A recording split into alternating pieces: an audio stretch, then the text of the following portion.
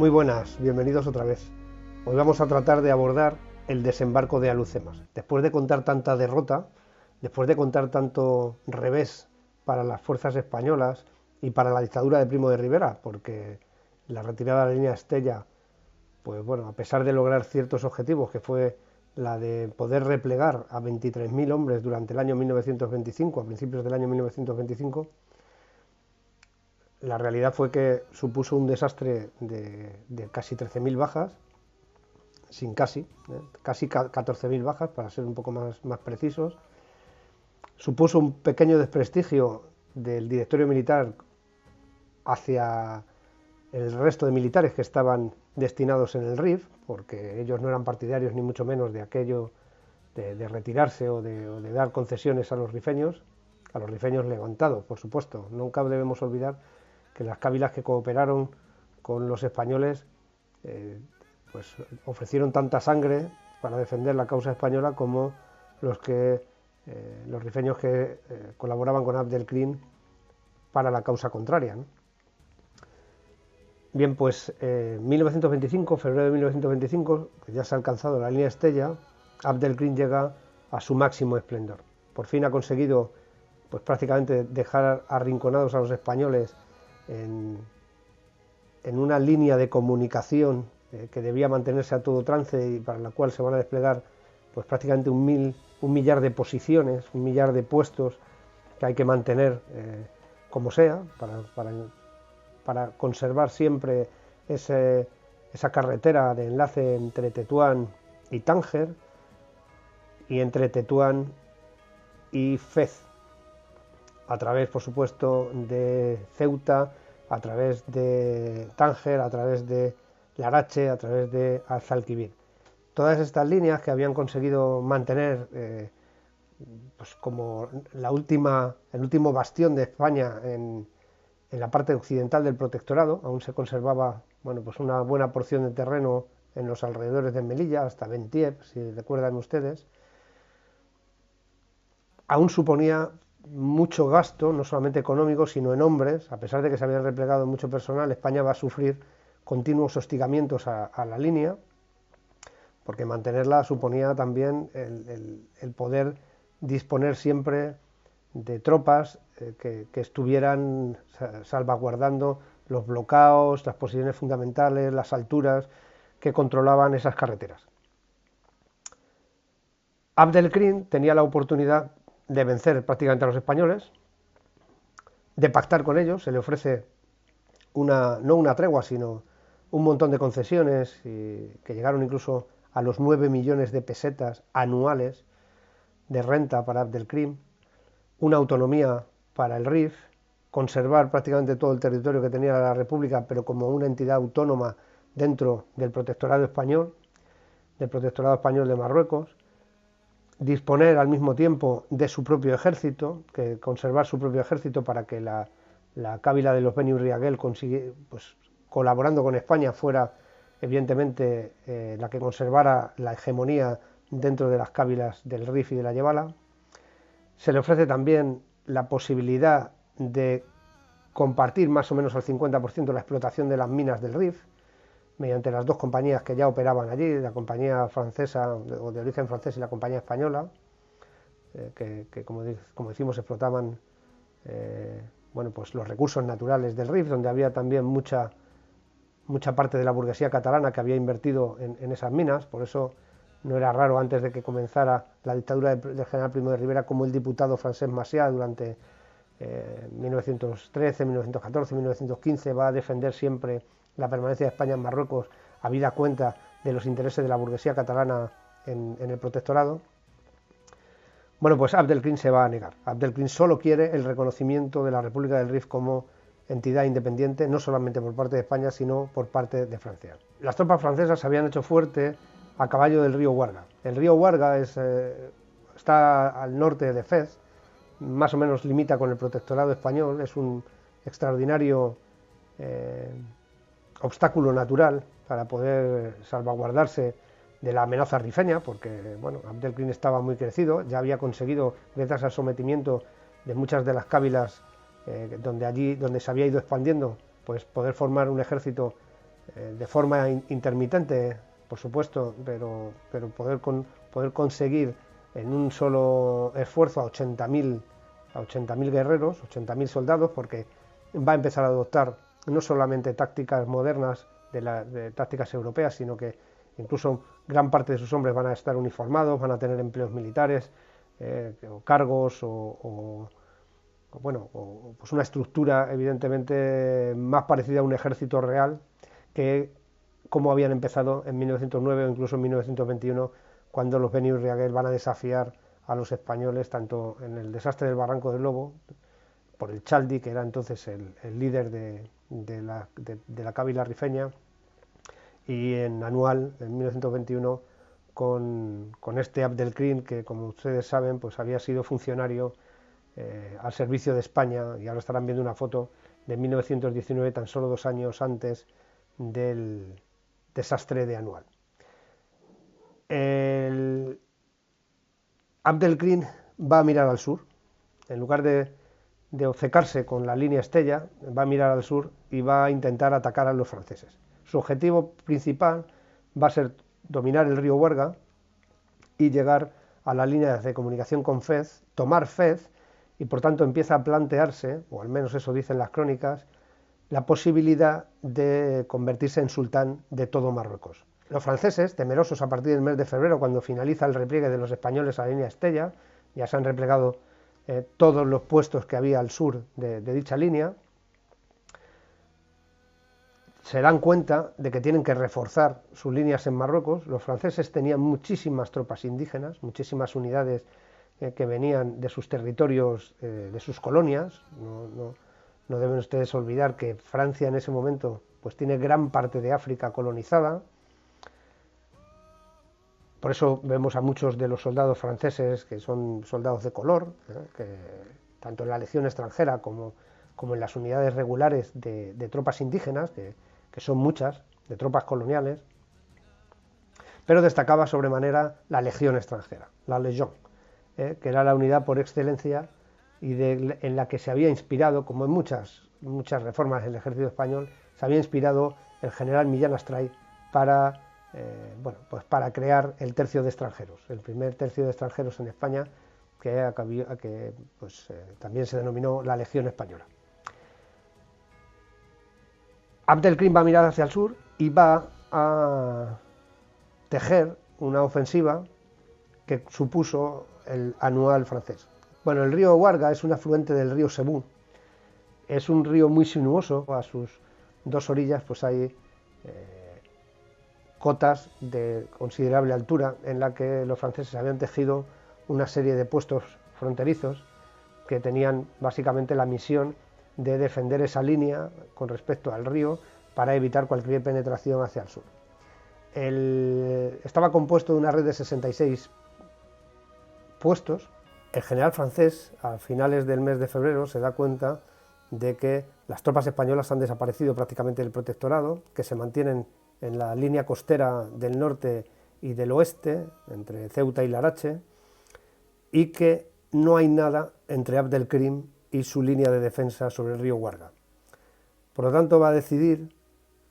reforzar esa línea solicitando tropas a la metrópoli, porque Francia había retirado unos 20.000 hombres de sus posiciones en Marruecos, habida cuenta de que tenía varias cábilas que le eran fieles o que le eran leales. Las cábilas casi siempre eran leales pues porque había un desembolso económico que las reforzaba, ¿no? Ellos, como es lógico, eran leales a sus propias cábilas. Marruecos en realidad era un país completamente artificial. Las tribus, era un país completamente tribal, y las tribus, las cábilas, pues obedecían a su jefe y se sometían unas a otros en un régimen prácticamente feudal. La cábila que ostentaba el territorio donde estaba el río Huarga, donde estaba la línea de defensa francesa, era la de los Beni Zerual, que era desafecta a Abdelkrim y desafecta a los Beni Riaguel. Por lo tanto, los franceses contaban con esa baza, contaban con la ventaja de que al menos los cabileños de su zona eran leales a las tropas francesas. Luego, pues se supone que no iban a tener problemas, y como digo, se supone, porque a la postre, bueno, pues se le levantaron, una vez que avanzó Abdelkrim, se le fueron levantando varias jarcas dentro de su territorio que bueno, pues colaboraron en el desastre, como sucedió a los españoles en Anual en 1921. Abdelkrim va a romper la línea francesa, va a derrotar 44 de los 66 puestos que mantenían esa línea, como siempre, con maniobras en las cuales iba sitiando los puestos que no tenían aguada y de forma muy similar a los españoles. Muchos de los puestos eran muy pequeños, muy pequeños, prácticamente puestos de pelotón, donde había 12, 15 hombres, en algunos tropas indígenas, en otras legionarios. Abdelkrim va a conseguir penetrar hasta 100 kilómetros en profundidad hacia el sur del río Huerga, y esto pues, va a suponer para Francia pues, un revés muy importante. En la opinión pública francesa empezó a verse ya a los españoles no como aquellos tiranos que reprimían a los pobres Beni Urriaguel, sino como posibles entes de colaboración para salir de aquel atolladero en lo que se estaba convirtiendo el norte de Marruecos. Sobre todo el Partido Comunista de Francia, igual que pasaba con la izquierda española, pues la izquierda francesa también era muy potente en ese momento, estamos hablando de los años 20, donde se ha radicalizado la política en toda Europa, donde están aflorando los fascismos. Benito Mussolini ya está en Italia, desde la marcha de Roma, en 1922, Adolf Hitler ya se empieza a mover, ya había sucedido lo de Múnich, estaba ya en prisión, el partido nazi, por tanto, estaba creado, hay movimientos fascistas en todas partes, también en Francia, y el Partido Comunista francés era especialmente fuerte. Siempre habían simpatizado con los enemigos de España, ¿no? Básicamente porque bueno, pues, renegaban de la dictadura de Primo de Rivera como renegaban del fascismo italiano. Por eso se le da mucha publicidad a Abdelkrim en la prensa francesa durante los años 20 y sobre todo después de 1923, después de la llegada del dictador de Primo de Rivera al poder. Igual que, y lo veremos en capítulos posteriores, se le da muchísima publicidad al teniente coronel Maciá, como le llamaban el coronel Maciá en Francia, lo veremos en portadas de diarios una vez que se sucede un intento de invasión que se llamó la conspiración de Prat de Molló o el complot de Prat de Molló, que veremos en un capítulo específico que será después de que finalicemos con el desembarco de Alhucemas. Francia, como decimos, tuvo su propio anual, por tanto. El impacto sobre la opinión pública francesa fue mucho menor que lo que sucedió en España con Anual, donde bueno, pues el desastre implicó cambios políticos, implicó prácticamente la deriva del rey en buscar una alternativa con el directorio militar, implicó la división muy fuerte entre la izquierda y la derecha, porque la izquierda quería que los militares que habían estado implicados pues, fueran procesados, parte de la derecha no estaba por la labor de esto, la división y la atomización de los propios partidos dinásticos, bueno, cosas y factores y demás que ya hemos visto en otros capítulos y que bueno, pues no es necesario repetir, ¿no? Pero sin embargo en Francia no, porque en Francia, imagínense, después de la batalla de Verdún, después de los combates de la Primera Guerra Mundial había finalizado en 1928, en 1918, estamos hablando 7 años antes, no había pueblo francés donde no hubieran muerto pues decenas de jóvenes en la guerra, con decenas de miles de muertos en un solo día en algunas de las batallas, en algunos de los combates más sangrientos, pues que se perdieran, como se perdieron, 5.000 y pico muertos y más de 10.000 heridos en un conflicto colonial y donde muchos de estos pues ni siquiera eran tropas de soldados franceses, sino que muchos de ellos, como decimos, eran extranjeros o eran de las colonias, pues no tuvo la misma repercusión y aparte que bueno, Francia en ese momento pues, era una república y no se lo tomaron igual, no se lo tomaron de la misma manera que en 1921 los españoles. A pesar de esto, Francia tiene que tomar una determinación, empieza a proyectar una colaboración con España para, sin tener que implicarse en demasía en el sur de Marruecos, o en el sur del protectorado, vamos a decirlo así, colaborando con un desembarco que los españoles pudieran hacer por el norte, pues hacer una pinza sobre Abdelkrim, porque había que derrotarle, ya era un ejército de 80.000 hombres, con la moral muy elevada, con prácticamente todas las cábilas sometidas al furor de este caudillo, de este sultán, del sultán del Rif, del caid de los Beni Urriaguel, y deciden planear pues, un desembarco. El desembarco ya estaba, era algo en lo que lo podemos encontrar incluso en 1910, incluso en 1909. El propio general Marina, el responsable de la Comandancia General de Melilla durante el desastre del Barranco del Lobo y otros sucesos de 1909, cuando empiezan de verdad los combates contra los rifeños, ya planteó la posibilidad de un desembarco en Alhucemas, porque Alhucemas, que forma una playa, varias playas, tiene una forma de media luna, pues desembarcando en esas playas, Axtir, que es la capital, o el feudo de Abdelkrim, la capital de los Beni Urriagel, de la cábila de los Beni Urriagel, quedaba muy próxima a Alhucemas. Tomando Axtir, bueno, pues se atestaba un golpe mortal contra los Beni Urriagel y se minaba de esa manera la visión que tenían las demás cábilas de invencibilidad que tenía Abdelkrim. El ejército de Abdelkrim, como decimos, había crecido mucho, empieza a tener, gracias al contrabando, armamento francés, ya no solamente disponía de los fusiles Mauser españoles de gran calidad y gran eficacia, sino que también ahora tiene muchísimos fusiles franceses, además captura a los franceses varias piezas de artillería, con lo cual llega a las 200 piezas de artillería, estamos hablando ya de un número muy importante, además gran parte de esas piezas son el cañón Schneider, que era un cañón pues con mucha precisión y de gran capacidad. Encima el francés era el modelo 18, que tenía mayor alcance, con lo cual todavía gana en alcance. Se permite, por tanto, después del mes de abril, que es cuando realiza esta rafia, vamos a decirlo así, contra los franceses y se sucede el desastre francés, pues antes de que empiece el verano, cañonea incluso el Peñón de Alhucemas. Allí muere el coronel jefe del Peñón, el comandante general del Peñón, que estaba custodiando junto con tropas españolas pues aquella parte de España, porque el Peñón de Alhucemas, bueno, pues era de España mucho antes del inicio del protectorado y está en su máximo esplendor. Los franceses van a mandar al héroe de Verdún a Marruecos, para que fíjense ustedes también que a pesar de que la opinión pública puede ser que no estuviera tan pendiente de lo que estaba pasando en aquella zona de África, pero Francia se da cuenta de que tiene un problema serio, porque perder Fez o perder la carretera, que en ese momento ya había sido cortada entre Fez y Argelia, entre dos de sus territorios principales, pues era algo muy serio. Con lo cual mandan al héroe de Verdún, mandan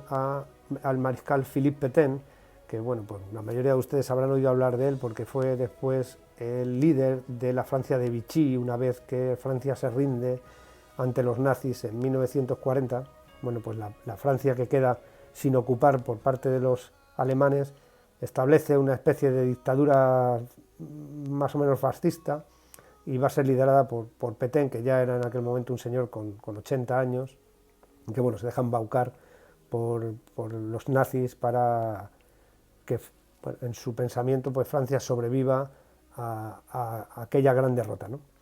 Pero en 1925 Pétain evidentemente estaba en su máximo esplendor, era mariscal ya,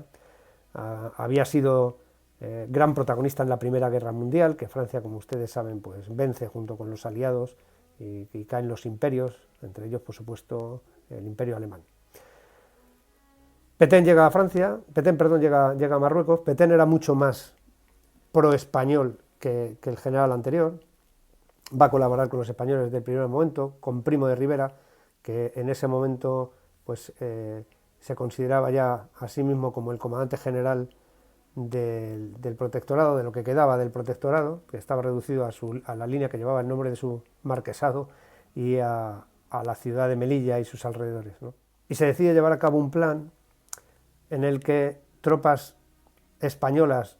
desembarcando en Alhucemas, en las playas de Alhucemas, de la bahía de Alhucemas, al mismo tiempo que tropas francesas atacaran desde el sur a Abdelkrim, crearan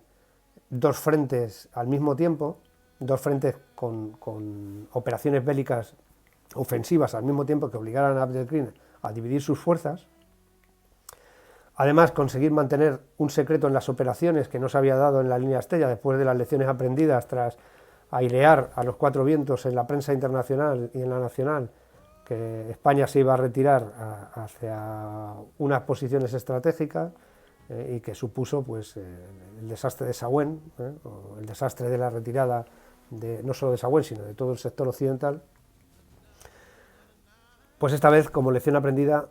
se van a cuidar muy mucho de hacer publicidad sobre la operación. Evidentemente van a intentar tener apoyo y soporte internacional. Casi todos los países a los que se les consulta van a cooperar o van al menos a no levantar la mano en contra, con la excepción de los Estados Unidos de América. Estamos hablando de un momento en que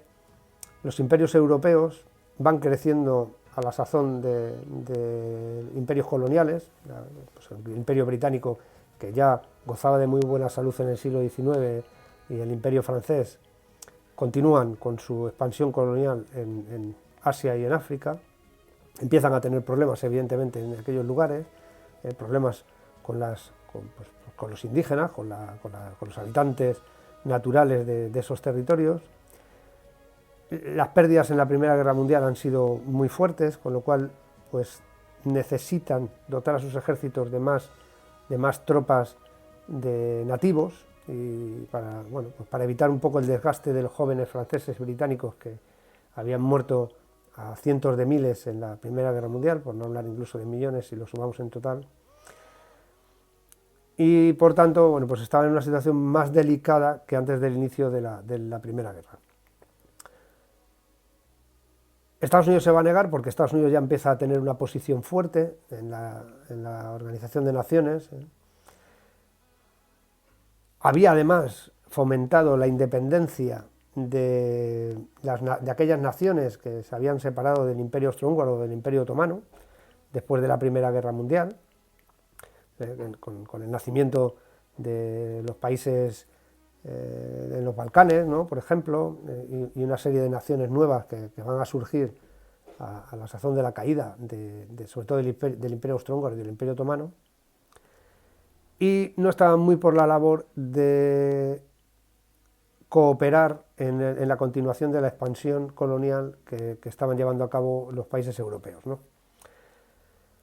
Por lo tanto, dice que evidentemente no va a participar en las 3 millas desde la costa de Marruecos, del norte de Marruecos, porque era de responsabilidad hispano-francesa, pero que más allá de esas 3 millas, bueno, pues no se responsabilizaba de lo que pasara en el caso de que hubiera buques en terrenos internacionales, en aguas internacionales, buques de guerra y operaciones militares franco-españolas. Bueno, esto no dejó de ser más que un pataleo, porque evidentemente el Mediterráneo era algo europeo en ese momento, y ningún país se puso en contra de que los españoles y los franceses levantaran una gran flota para poder hacer aquel desembarco. Los españoles ya tenían pensado el desembarco de Alhucemas, estaba planeado. Gómez Jordana, el general Gómez Jordana, fue el autor del plan. Se habían comprado ya barcazas. Las barcazas que van a utilizar los españoles en el desembarco de Alhucemas serán aquellas que habían participado ya en el desembarco de Galípoli, en Turquía, por parte de las tropas británicas, que fue un fracaso. No había habido un desembarco masivo con éxito hasta el desembarco de Alhucemas. El intento de Galípoli pues, supuso miles de bajas, no hubo avances, fue una carnicería por ambas partes, también por el Imperio Otomano, por las tropas turcas que bueno, pues cayeron también en decenas de miles. Lo que no podemos considerar Galípoli como un ejemplo de desembarco, pero sí que las barcazas, evidentemente España va a hacerse cargo de ellas. El acuerdo franco-español se selló en Madrid y voy a intentar resumir los puntos de dicho acuerdo y bueno, cuáles eran las bases fundamentales para poder llevar a cabo la operación. Primero era la colaboración en vigilancia marítima. Claro, evidentemente Abdelkrim vivía en una república que se nutría de una tasa impositiva muy fuerte, sobre todo aquellas cábilas que no se habían sometido voluntariamente y que habían tenido que hacerlo por la fuerza. A estos, pues como en la época feudal, se les cobraba grandes tributos y de eso vivía en parte la República Rifeña. La extracción de mineral pues no tenían los medios y por tanto pues no era significativa. El contrabando de armamento, que tanto capturado a las tropas españolas como francesas y comprado también a otras naciones, La Unión de Repúblicas Socialistas Soviéticas va a apoyar a la República del Rif, va a ser uno de sus principales valedores, y bueno, pues va a participar financiando parte de las campañas de Abdelkrim. El segundo punto era colaboración para la vigilancia de las fronteras terrestres, para intentar evitar ese contrabando en el que le entraba armamento, explosivos, vehículos y todo lo que Abdelkrim pretendía tener para poder incrementar su fuerza y su potencia. El tercero era hacer dos propuestas conjuntas dirigidas a las cábilas del protectorado español, ofreciéndoles un régimen de administración autónoma para someterlas sin derramamiento de sangre. O sea, primero se le va a intentar ofertar la posibilidad, advirtiéndole de que puede haber una cooperación, de que va a haber una cooperación franco-española, la posibilidad de no tener que realizar acciones militares y que se someta, bueno, con grandes ventajas al protectorado español. El cuarto punto era proporcionar, por supuesto, seguridad a Tánger, que era la zona internacional dentro del protectorado. El quinto, cooperar militarmente contra las cabilas rebeldes, incluyendo operaciones combinadas hispano-francesas. Una operación conjunta es aquella en la que forman parte componentes de tierra, de mar y de aire. Eso es una operación conjunta. Una operación combinada es una operación entre dos ejércitos de dos naciones distintas, o de 3, o de 4, o de 10, de las que sean. Una operación conjunto combinada, que a partir de ahora lo repetiremos muchas veces, es aquella operación en la que se van a dar tropas de tierra, de mar y de aire de varias naciones o varios actores. Y el sexto punto era definir exactamente los límites de la zona de responsabilidades, tanto española como francesa. Bueno, el general Primo de Rivera, el día 25 de julio, se va a referir al embajador francés diciendo que no hay acuerdo por parte de España, no hay acuerdo por parte de la intención de Su Majestad el Rey, que es así como se refiere en estos términos al embajador, que no pase por una invasión militar de la cábila de los Beni Urriague, mediante el desembarco en Alhucemas. España lo pone como condición sine qua non, por lo tanto, esto demuestra que la operación del desembarco no fue una idea francesa ni nada por el estilo, sino todo lo contrario. España ya la tenía planeada. La osadía de Abdelkrim, la arrogancia del líder rifeño, ¿no?, cuando uno tiene todo el poder y cree que es invencible, pues le va a facilitar a Primo de Rivera, le va a hacer un favor a Primo de Rivera, porque evidentemente la cooperación francesa va a ser fundamental. Sin la apertura de un frente en el sur, pues Abdelkrim se había hecho fuerte en las costas de Alhucemas, porque él sabía perfectamente que por allí era por donde tenía peligro de intentar hacer un desembarco, y se va a intentar anticipar en una operación ofensiva, intentando tomar Tetuán. Va a atacar a las tropas españolas de la línea Estella, intentando atacar Tetuán. Este punto, que es muy importante, lo veremos en el próximo episodio de este capítulo, que no sé si nos va a durar 2 o 3 vídeos, que ya siento enrollarme, pero yo creo que, como pasó en los vídeos dedicados a Anual, creo que es muy importante ponerles en antecedentes, porque el desembarco de Alhucemas, a pesar de ser uno de los grandes éxitos, no solamente del ejército español, sino de la historia militar europea, que luego evidentemente quedó ensombrecido por la Segunda Guerra Mundial y las dimensiones de los combates y las batallas de ese conflicto, pero en su momento fue un auténtico hito. Y llevamos relatando un montón de derrotas, un montón de desastres, un montón de fracasos y una muy mala gestión por parte de las tropas españolas, y sin embargo ahora nos toca hablar, pues, de un éxito rotundo, de una operación muy bien dirigida, muy bien planeada, donde los militares españoles habían aprendido muchísimo, donde la oficialidad española, pues, va a disponer de un Estado Mayor con un buen plantel, donde las tropas españolas y las tropas regulares, porque en conjunto van a actuar de forma muy eficiente y muy eficaz, y hay que ponerlo en valor. Por tanto, bueno, pues creo que si tuvimos que hacer una introducción más o menos larga del desastre de Anual, que nos llevara a después entender con más facilidad lo que pasó, yo creo que es necesario también hacerla del desembarco de Alhucemas y no tratar directamente lo que fue el desembarco en sí, pero por supuesto haremos haremos un vídeo extenso, porque este capítulo, digamos, que se puede dividir en 2 o 3 vídeos, haremos un vídeo extenso sobre lo que fue la operación en sí, porque en esa operación vamos a ver prácticamente a todos los militares de la Guerra Civil, a todos los militares que formaron parte sobre todo de la sublevación de 1936, del 18 de julio de 1936, los veremos en las playas de Alhucemas. Ahí es donde se van a forjar también su amistad, su cooperación, su forma de trabajar, y eso, pues, va a quedar bien soldado durante el resto de los años que van a llegar hasta 1936. Luego es, creo, importante, desde mi punto de vista, conocerlos aquí, conocerlos en el máximo esplendor de los africanistas, cuando consiguen las grandes victorias, cuando consiguen, desde 1925 a 1927, aún así van a estar luego 2 años, para poder pacificar todo el protectorado, pero ese gran éxito del que luego ellos van a sacar mucho pecho, que va a quedar ensombrecido a la llegada de la Segunda República, donde no se van a valorar tanto sus éxitos militares como evidentemente se valoraron durante la dictadura. Así que todo va relacionado y por eso a veces pues bueno, nos alargamos un poco. Yo les pido disculpas si esto no les parece tan interesante, pero creo que es importante para, bueno, pues para conducirnos hacia los temas. Muchas gracias por su atención, nos vemos en el siguiente vídeo, gracias.